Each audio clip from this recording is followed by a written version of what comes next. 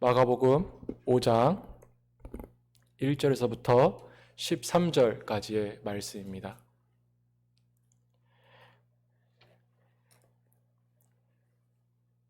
제가 읽도록 하겠습니다. 예수께서 바다 건너편 거라사인의 지방에 이르러 배에서 나오심에 곧 더러운 귀신 들린 사람이 무덤 사이에서 나와 예수를 만나다. 그 사람은 무덤 사이에 거처하는데 이제는 아무나 쇠사슬로도 맬 수가 없게 되었으니 이는 여러 번 고랑과 쇠사슬에 매였어도 쇠사슬을 끊고 고랑을 깨뜨렸음이로라. 그리하여 아무도 저를 제어할 힘이 없는지라. 밤낮 무덤 사이에서나 산에서나 늘 소리 지르며 돌로 제 몸을 상하고 있었더라. 그가 멀리서 예수를 보고 달려와 절하며 큰 소리로 부르짖어 가로되 지극히 높으신 하나님의 아들 예수여, 나와 당신과 무슨 상관이 있나이까?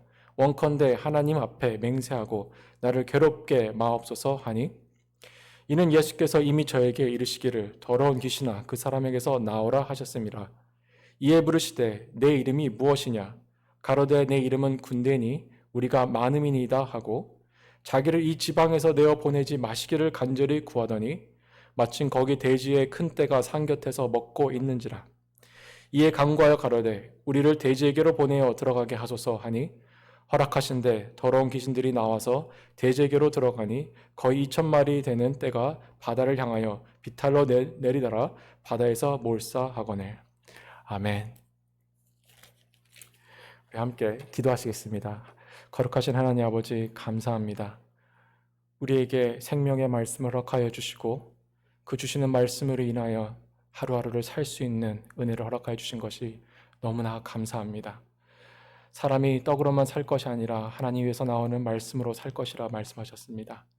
오늘 이 시간도 우리에게 주시는 그 생명의 말씀을 받아 먹게 하여 주시옵고 그 말씀으로 인하여 우리의 영이 다시 한번 살아나게 하여 주시고 우리 성도님들 각자의 가정에서 예배 드릴 때에 그 마음을 새롭게 해주시고 세워주시는 은혜의 시간이 되게 하여 주시옵소서.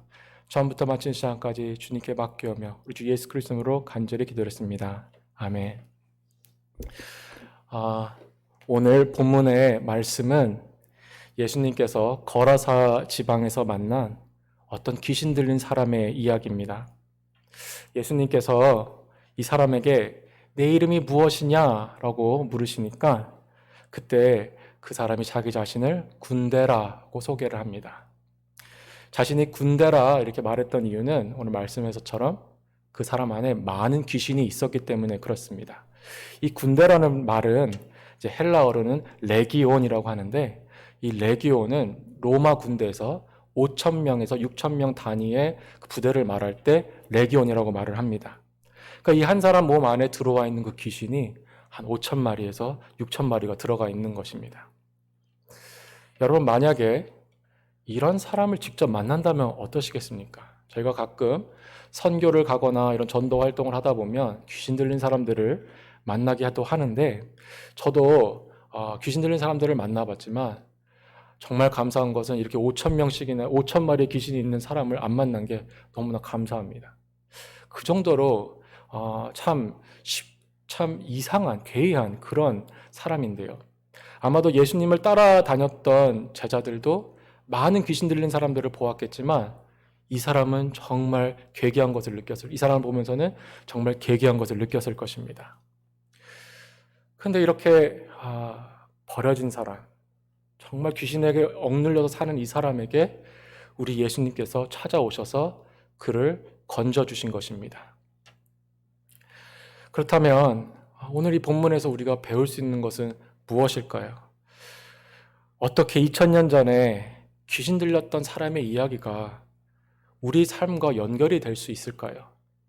당연히 이 말씀은 귀신 사람들에게만 주시는 말씀은 아닐 것입니다. 모든 사람이 또 다 귀신 들린 것은 아니기 때문이죠. 그래서 아마도 군대 귀신 들린 이 사람의 이야기를 보시면서 연관성을 찾기가 쉽지 않으실 것입니다. 그러나 제가 여러분들에게 오늘 이 말씀을 시작하기 전에 한번 여러분 이렇게 생각하라고 드리고 싶은 구절이 에베소에 있는 말씀인데요. 공중권세 잡은 자들에 대한 말씀입니다. 우리가 다 귀신 들린 것도 아니고 특별히 예수 믿는 사람은 귀신 들리지 않았습니다. 들릴 수가 없습니다. 하지만 이 세상은 공중 권세 잡은 자들이 있다는 것입니다. 그리고 사망의 권세, 죄의 권세가 역사하고 있다는 것을 우리가 알고 있어야 합니다. 이 세상은 그런 죄악과 사단의 권세의 영향력을 계속 받고 있습니다. 그런 면에서 오늘 본문의 이야기는 죄와 사단의 권세 아래 신음하고 있는 모든 인류의 안타까운 영적 상태를 이야기로 보여주시는 것입니다. 그리고 또 오늘 본문의 말씀은 이 억눌려 있는 인류를, 이 억눌려 있는 인간의 삶을 건져주시는 구세주의 이야기이기도 합니다.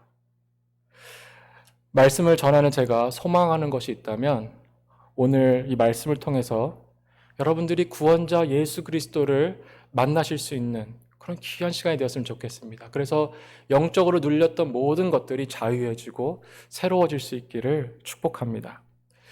오늘 본문 말씀은 어떻게 시작하냐면 예수님께서 거라사인의 지방으로 배를 타고 오시는 것으로 시작이 되어집니다.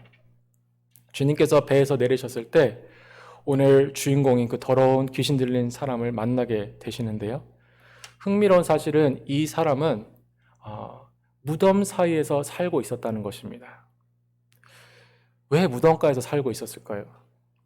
왜 무덤가에서 이 사람이 살고 있었을까요? 그 이유는 간단합니다. 미쳤기 때문에 그렇습니다. 그 안에 있는 귀신이 너무나 많기 때문에 그 사람을 온전히 생각할 수 없는 그 상태로 만들어 버린 것입니다. 그래서 정신이 나가서 지금 무덤가에서 살고 있는 것입니다. 그렇다면 왜 이 사람은 귀신에 쓰였을까요? 성경은 왜 이 사람이 귀신에 쓰여 있는지에 대해서는 말해주고 있지 않으십니다. 그러나 한 가지 저희가 아는 것은 어느 날 갑자기 사람이 귀신에 쓰이지 않는다는 것입니다. 대부분 마귀가 그 사람을 컨트롤하기 위해서는 하루하루 조금씩 그 사람의 마음 가운데 찾아 들어옵니다. 특별히 죄를 통해서, 연약한 부분들을 통해서 들어옵니다. 그렇게 사람이 죄를 계속 따라 살기 시작하고 또 자신을 그런 하나님의 뜻이 아닌 하나님의 반대방향, 하나님이 원하시는 반대 방향으로 가기 시작하면 어느 순간 마귀가 들어와서 그 정신을 다 한 번에 가져가기 시작합니다. 이 사람도 어쩌면 아주 작은 죄로부터 그런 잘못된 길을 갔을 수 있습니다. 이웃을 미워하거나 혹은 자기 자신을 증오하는 그런 작은 죄악들로부터 시작했을 수 있습니다. 그리고 어쩌면 주술이나 미신적인 것이나 이런 것들에 관심을 두고 쫓아가다가 그런 마귀에 씌었을 수도 있습니다. 그렇다면 이제 또 한 가지 질문이 있는데요. 그 무덤에서 도대체 무엇을 하고 있었을까요? 그 사람은. 5절을 보시면 밤낮 무덤 사이에서나 산에서나 늘 소리 지르며 돌로 제 몸을 상하고 있었더라 라고 기록하고 있습니다. 첫 번째로 그는 밤낮 산에서 매일같이 소리를 지르고 있었습니다. 성경은 사단을 들어 거짓말쟁이며 참소하는 자라고 말씀하는데요. 사단이 인간의 마음 가운데 역사하기 시작하면 밤낮으로 우리를 정죄합니다. 밤낮으로 우리를 참소합니다. 그래서 우리 마음 가운데 아무도 너를 좋아하지 않아. 너는 아무런 가치가 없는 그런 존재야. 너는 정말 못생기고 더러운 그런 존재야. 네가 지은 죄는 절대로 용서받지 못해. 차라리 이럴 바에는 죽는 게 나을 거야 라는 이런 참소와 정죄를 계속 마음 가운데 합니다.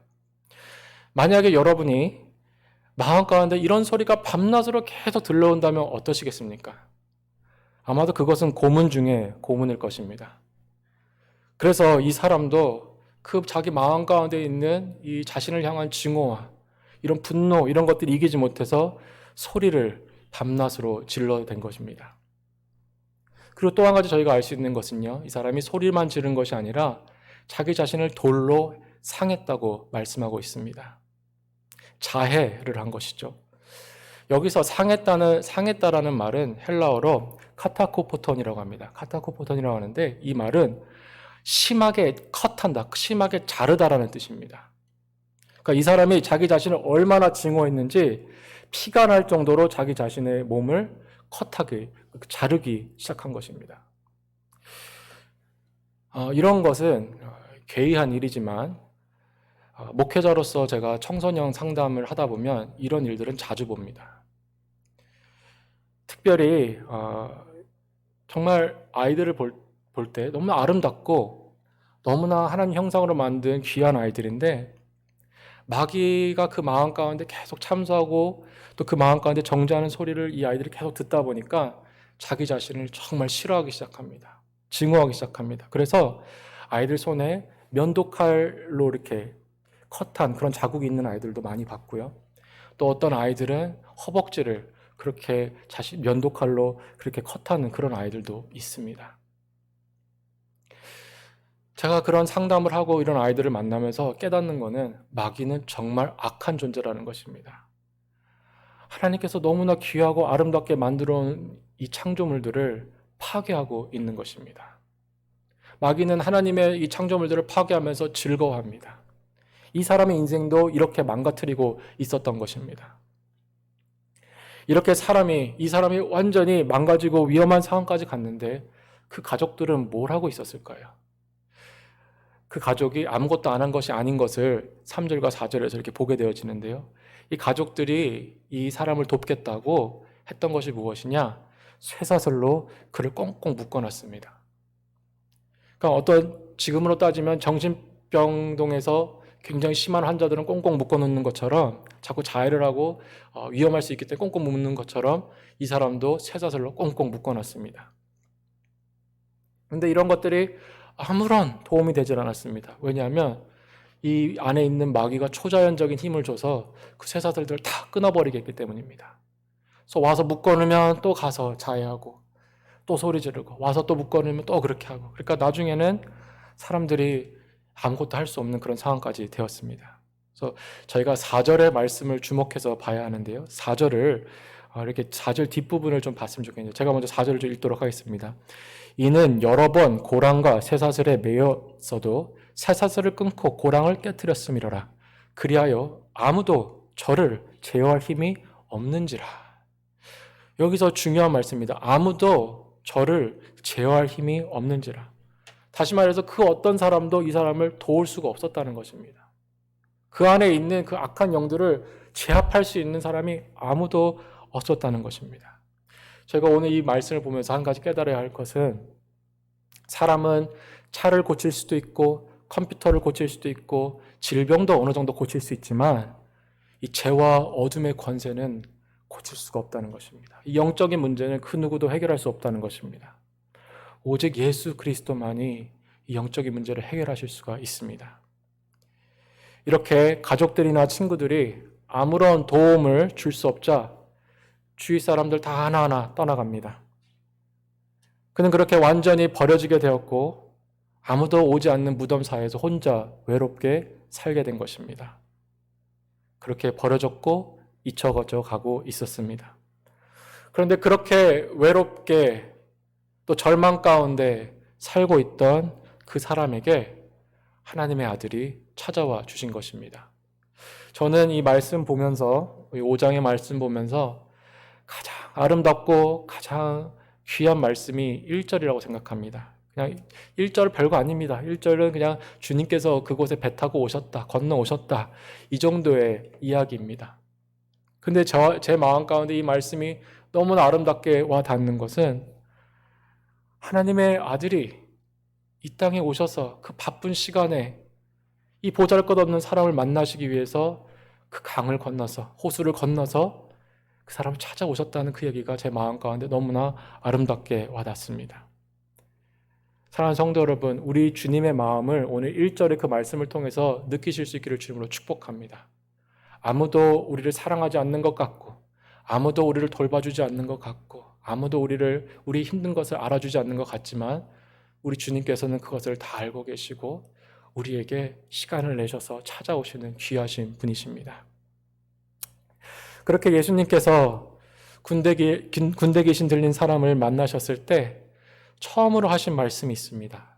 8절에 보시면 예수님께서 그 안에 있는 귀신들에게, 그 악한 영들에게 이렇게 말씀하십니다. 더러운 귀신아, 그 사람에게서 나와라. 이렇게 말씀을 하신 후에 주님께서 9절에 또 한마디 하십니다. 뭐라고 말씀하시냐면 질문을 하시는데요. 그 귀신에게 내 이름이 무엇이냐? 라고 물어보십니다. 내 이름이 무엇이냐? 라고 물어보시니까 그 귀신 들린 사람이 내 이름은 군대입니다. 내 이름은 레기온, 군대입니다. 우리가 많기 때문에 그렇습니다. 라고 이야기를 합니다. 제가 이 말씀을 보면서 너무나 재밌다고, 흥미롭다고 느꼈던 것은 무엇이냐면 이 사람이 자기 자신의 이름을 말할 때 나는 철수입니다. 히브리이니까 나는 스가랴입니다. 부모님이 주신 그런 이름으로 자기 이름을 얘기하는 것이 아니라 마귀의 이름으로 자기 이름을 얘기했다는 것입니다. 나는 군대입니다. 라고 얘기를 합니다. 자신의 정체성이 전혀 없는 거죠. 그냥 마귀만 남아있는 거죠. 그러면서 나는 군대입니다. 라고 얘기를 합니다. 이것이 흥미로웠던 이유는 마귀는요, 자신의 정체를 절대로 밝히지 않기 때문에 그렇습니다. 여러분 잘 아시는 것 같이 마귀는 우리에게 올 때 늑대가 양의 탈을 쓰고 오는 것 같이 옵니다. 그리고 더럽고 추한 귀신이 영광의 천사의 모습을 하고 우리에게 찾아옵니다. 절대로 자신의 정체를 드러내지 않습니다. 숨어서 일합니다. 가면을 쓰고 일을 합니다. 그렇기 때문에 마귀가 무서운 것입니다. 그런데 예수님께서 그 악한 영에게 내 이름이 무엇이냐라고 말씀하셨을 때, 질문하셨을 때 순순히 자신의 정체를 다 말합니다. 나는 군대입니다. 라고 솔직히 말합니다. 우리 안에 많은 그 귀신들이 들어와 있습니다. 라고 얘기를 합니다. 왜 그랬을까요? 그 이유는 예수 그리스도께서 그 마귀보다 더 높고 강하신 권세를 가지신 분이시기 때문에 그렇습니다. 마귀는 그분의 그 능력 앞에, 그분의 권세 앞에 무릎 꿇을 수밖에 없는 것입니다. 정체를 다 드러낼 수밖에 없는 것입니다. 그분께서 질문하셨을 때 네 이름이 무엇이냐라고 말씀하셨을 때 아무것도 하지 못하고 버들버들 떨면서 자신의 정체를 다 말을 합니다. 근데 이 말씀 보면서 또 한 가지 궁금한 게 생겼습니다. 왜 그냥 마귀를 내쫓으면 되시지 내 이름이 무엇이냐 하고 그 정체를 물어보시는가라는 질문이 생겼습니다. 왜 그 정체를 드러나게끔 하려고 하셨을까요? 저희는 여기서 너무나 중요한 영적 진리를 배울 수 있습니다. 우리 주님께서 우리를 치료하시고 우리를 그 죄악에서 건지실 때 먼저 하시는 일인데 그것은 무엇이냐면 우리 안에 있는 추악한 것들과 죄악들을 먼저 다 고백하고 자백하게 하신다는 것입니다. 그것을 다 드러나게 먼저 하신다는 것입니다. 그래서 우리로 하여금 나는 구원이 필요한 사람이다. 나는 주님 없이는 구원받을 수 없다. 라고 고백하게끔 하셔서 우리로 하여금 구원받을 수 있도록 해주시는 것을 우리가 이 말씀을 통해서 배울 수가 있습니다. 이렇게 설명할 수 있을 것 같은데요. 예를 들자면 여러분 의사 선생님이 환자를 치료하기 위해서는 먼저 환자가 자신에게 문제가 있다는 것을 깨닫게 해줘야 합니다.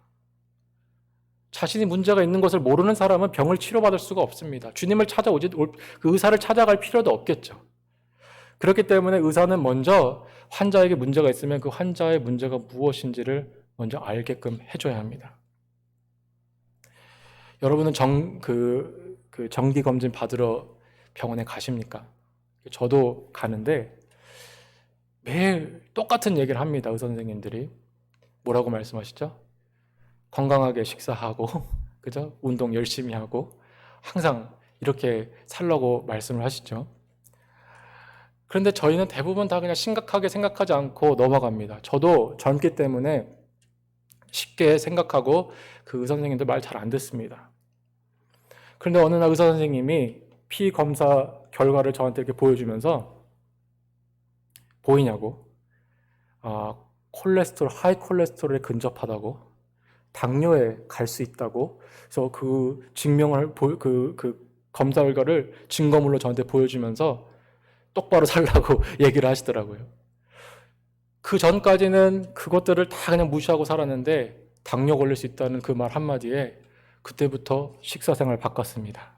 그리고 그때부터 더 운동 열심히 하기 시작했습니다. 제가 이 말씀을 이렇게 드리는 이유는요, 주님께서 우리에게 오셔서 우리의 죄를 낱낱이 다 밝혀내지 않으시면, 다 드러내지 않으시면 우리는 죄악이 많기 때문에, 우리 너무나 교만하기 때문에 어떻게 사냐면, 나는 아직 그렇게 나쁘진 않아. 나는 괜찮아. 이 말씀은 아마 저 집사님한테 주시는 말씀일 거야 라고 생각을 하면서 심각하게 내 죄의 문제를 생각하지 않는다는 것입니다. 성경 말씀과 설교 말씀을 통해 하나님께서 죄에 대해서 말씀을 해주셔도 다 남에게로 들립니다. 하지만 여러분, 오늘 말씀을 통해서 이것을 깨달으시기를 주님으로 축복합니다. 우리가 감정으로 느끼는 우리의 모습과 우리의 진짜 모습은 거리가 있을 수 있습니다. 우리가 감정으로 느끼는 우리의 모습과 우리의 진짜 그 영적 실체는 정말 다를 수 있습니다. 목회자로서 저를 두렵게 하는 질문이 있는데 그런 생각이 듭니다. 내가 말씀을 전하는 이 목회 현장의 성도님들이, 우리 청소년들 아이들이 구원 정말 받았을까? 겉으로는 구원 받은 것 같이 보이지만 정말 예수님 만나고 구원 받았을까? 이런 질문이 자꾸 듭니다. 여러분, 또 어찌 알겠습니까? 우리가 느낄 때는 다 괜찮은 것 같지만 우리 안에 악한 역사들이, 마귀 역사들이 있는지 누가 알겠습니까? 그리고 어쩌면 우리 안에 바이러스처럼 영을 병들게 하고 있는 죄악들이 있는데 그것을 모른 채 하루하루 살아가고 있는 것은 아닌가? 이런 질문들을 하게 되어집니다. 그러므로 주님께서 이 군대 귀신 들린 자에게 찾아오셔서 내 이름이 무엇이냐 질문하시며 그 속에 있는 것들을 다 드러내 주신 것과 같이 우리 안에 있는 더럽고 추한 것도 다 드러내 주시기를 주님으로 축복합니다. 다 드러내 주시기를 축복합니다. 그게 축복입니다. 그냥 내가 병든지 모르고 살아가는 것이 축복이 아니라 아프지만 그래도 내 안에 있는 것을 주님께서 찾아오셔서 다 드러내 주실 수 있기를 주님으로 축복합니다.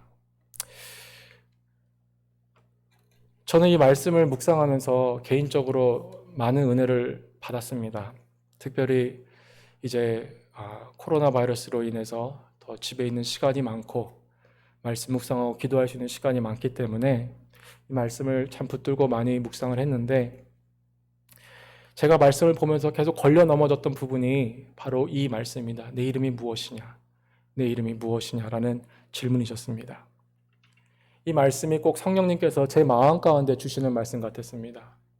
내 이름이 무엇이냐? 너는 누구이냐? 라고 물어보시는 것 같았습니다. 저는 목회자고 또 신학을 공부하는 사람이고 이러기 때문에 그런 질문이 오면 항상 교과서적인 답을 먼저 합니다.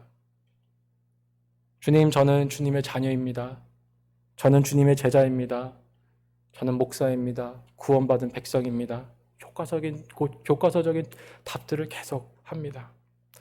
근데 우리 주님은 그런 답을 원하시는 게 아닌 것 같았습니다. 말씀을 묵상하는 동안 계속 물어보십니다. 너는 누구이냐? 내 이름이 무엇이냐? 라고 계속 제 안에 물어보고 계시는 것 같았습니다. 그리고 그렇게 물어보실 때마다 성령님께서 말씀을 통해서 제가 가지고 있는 그런 신학적인 생각들이나 교과서적인 답들을 하나씩 다 무너뜨리시면서 제 안에 있는 것들을 다 벌거벗기시는 것 같았습니다.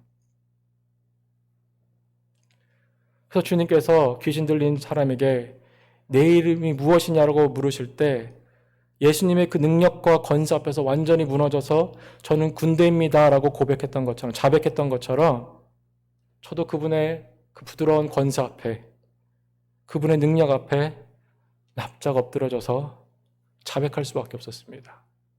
주님, 나는 교만입니다. 나는 고집쟁이입니다. 주님을 의지한다고 하면서도 주님 의지하지 않고 내 경험대로 내 뜻대로 살아가는 그러한 교만한 사람입니다. 주님, 나를 건져주십시오. 그런 회개가 이 말씀을 통해서 주님께서 나오게 하여 주셨습니다. 사랑하는 성도 여러분, 주님께서 우리 속에 있는 것들을 낱낱이 드러나게 하실 때 참 고통스럽습니다. 내가 마주하고 싶지 않은 내 모습들을 마주하기 때문에, 숨기고 싶었던 내 그 안에 더럽고 추한 것들을 보기 때문에 정말 의사가 메스를 들어서 수술할 때 아픈 것처럼 그 마음이 참 아픕니다. 그러나 주님께서 우리 안에 영적인 그 수술을 시작하실 때 비로소 우리는 자유할 수 있는 것이고, 비로소 우리는 그 죄악의 권세로부터 노임을 받고 새로운 삶을 살아갈 수 있게 되어지는 것입니다. 사랑하는 성도 여러분, 우리 주님께서는 오늘도 저와 여러분에게 말씀을 통해서 물어보고 계십니다. 너의 이름이 무엇이냐? 너는 누구이냐? 너는 누구를 섬기고 있느냐?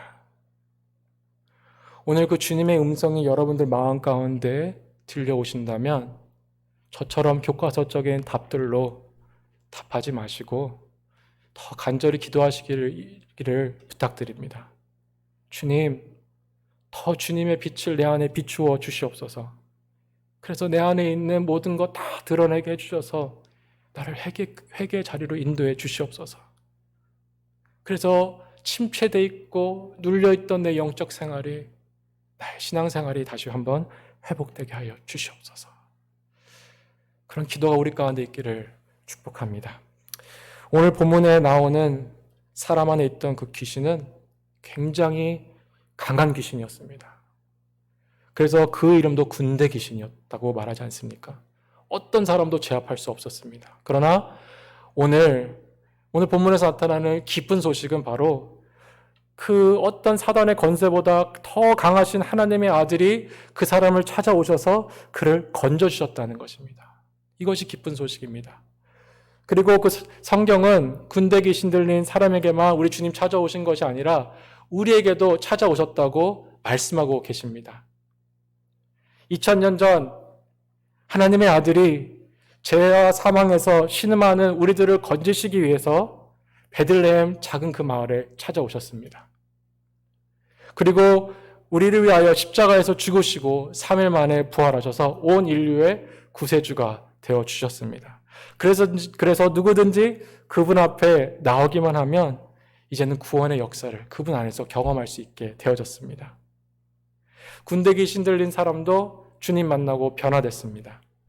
주님 만나서 그 귀신만 떠나간 것이 아니라 그 사람은 전도자가 되었습니다. 오늘 본문에서 읽진 않았지만 20절에 보면 이렇게 기록되어 있습니다. 여기서 그가라는 것은 그 귀신 들린 사람이죠. 그가 가서 예수께서 자기에게 어떻게 큰 일을 행하신 것을 데가볼리아에 전파하니 모든 사람이 기이 여겼더라. 아멘. 이전에는 이 사람을 향해서 사람들이 말했습니다. 미치광이다. 귀신 들린 사람이다. 그게 그 사람의 이름이었습니다. 그러나 예수님 만나고 이 사람은 새 이름을 얻게 되었습니다. 복음의 전도자, 하나님의 자녀, 예수님의 제자, 그리고 하나님의 사랑받는 성도, 새 이름을 갖게 되어진 것입니다. 말씀을 맺도록 하겠습니다. 오늘 이 말씀이 우리에게 전하는 바는 우리의 죄가 크지만 우리 주님의 은혜와 능력은 더 크시다는 것입니다. 우리 주님께서는 우리를 어떤 죄의 사슬에서나 어둠의 억압에서나 건져주실 수 있고 자유케 하실 수 있습니다.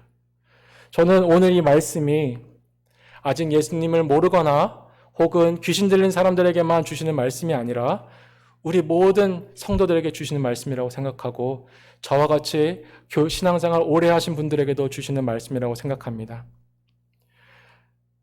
우리가 예전에 복음을 듣고 구원을 받았다고 해서 우리가 더 이상 주님의 건지심이 필요 없는 것이 아닙니다.